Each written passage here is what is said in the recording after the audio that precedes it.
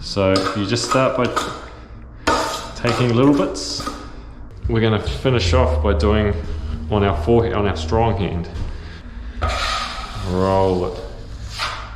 Now I'm going to start taking it off by having this trowel on the same angle. We're sort of putting pressure on so the top edge is not digging in to the plaster.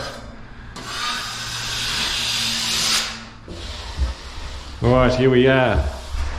Yesterday we first coated. Now that's dry. You can see the colour difference. It has gone a lot lighter. Now you can feel that there. If you tap that, that is rock hard. So that's the good thing about using a setting compound, is that it sets rock hard and it gives us strength with the tape in between. Obviously if you're a beginner you would have used a pre-mixed compound, which I recommend.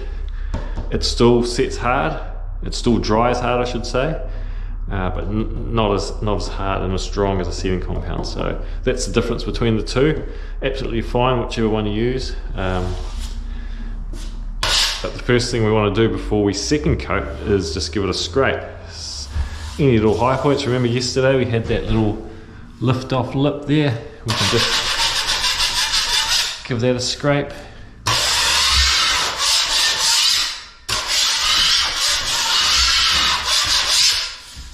And just easy as like that. So remember our screw holes should be all sunken in. If they're not, you can just give them a little scrape back. But they should all have sunken in like that there. By doing your double swipe, it sinks back. If we didn't do our double swipe, it would be sticking out and you have to scrape them all, which is fine. If you want to do that, that's fine as well. But if you're doing a whole house, you don't want to be scraping the whole lot again. So if it's just a little renovation like this one, yeah, it's no hassle of just scraping back as well. So we're going to second coat now.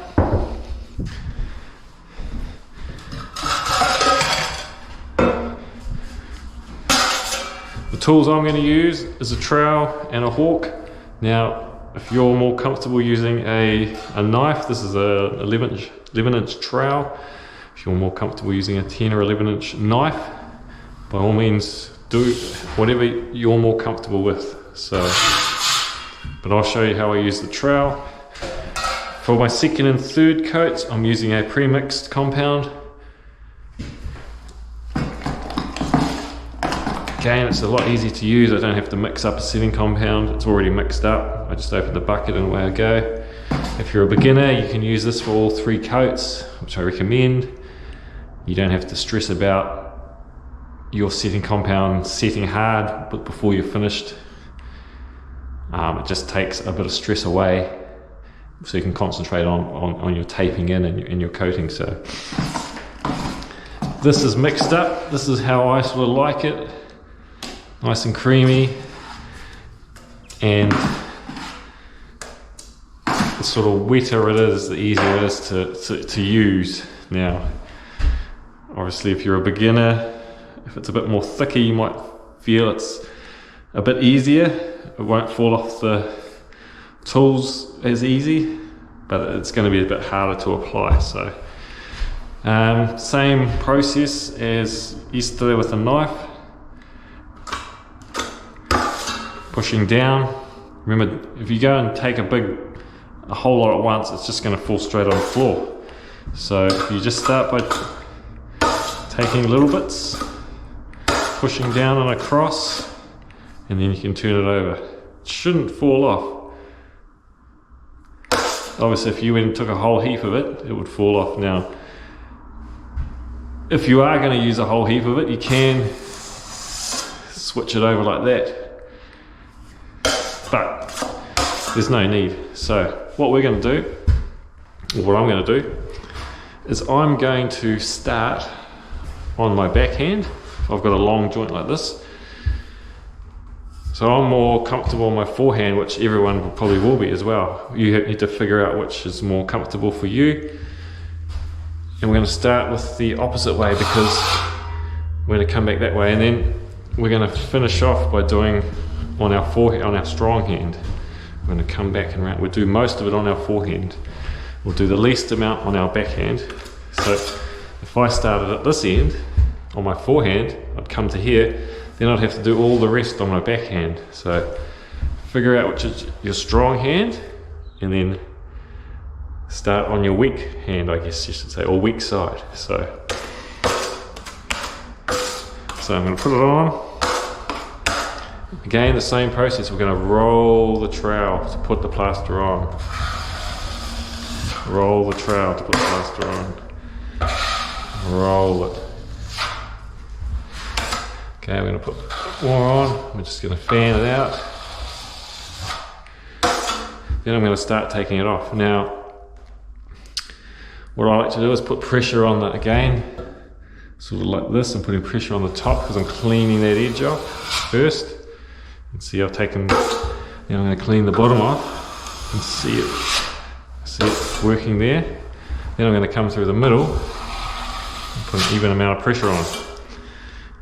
One more white. Now, I'm cleaning the edges as you go. Obviously, if you're a beginner,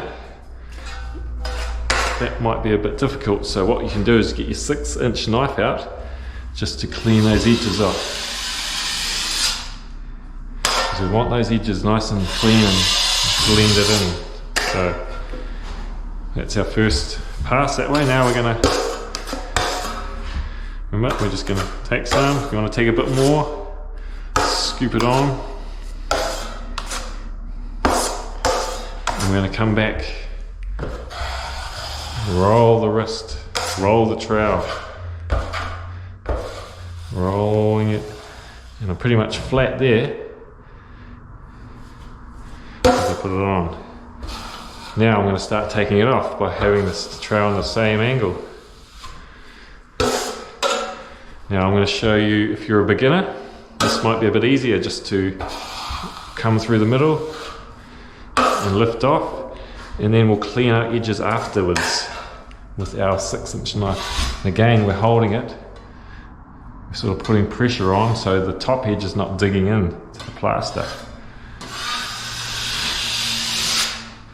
Same with cleaning up the top. You might find that easier. Now there's our lift off. Leave that, walk away. Tomorrow when it's dry, we'll scrape that back. So we've got one more run to do here. Put the plaster on. Roll the wrist. Now I've got a nice sort of trowel width amount of plaster on. I'm going to start taking it off by holding that trowel on the same angle and putting some pressure on again and lifting off. Now we can see our tapered edge through the plaster. That's absolutely fine. We're flattening it off, so that's sort of the perfect amount, I think. Let's clean off those edges, top and bottom. And we can even clean off that edge as well. Same here. So again, we can see the tapered edge, the top and bottom, that's fine. We don't want to put too much on. If we're putting a whole heap of plaster on, we're going to have sort of a belly out there. So we want to keep it flat. So that's our second coat done. So tomorrow we'll come back and go out a bit wider for our third and final coat. Now, screw holes or nail holes. From now on we only need to put the plaster on and take it off. Put the plaster on and take it off. We don't need to do a double swipe. If you want to, just some of those ones are sunken in, that's fine. So that's second coating. That's our second coat on our plasterboard joint done. We'll let that dry overnight. That's air drying, generally 24 hours, depending on the temperature. If it's summer, it's going to dry faster. If it's winter and raining, it could take 24 hours to dry. So we'll leave that before we to be fully dry before we do our final coat.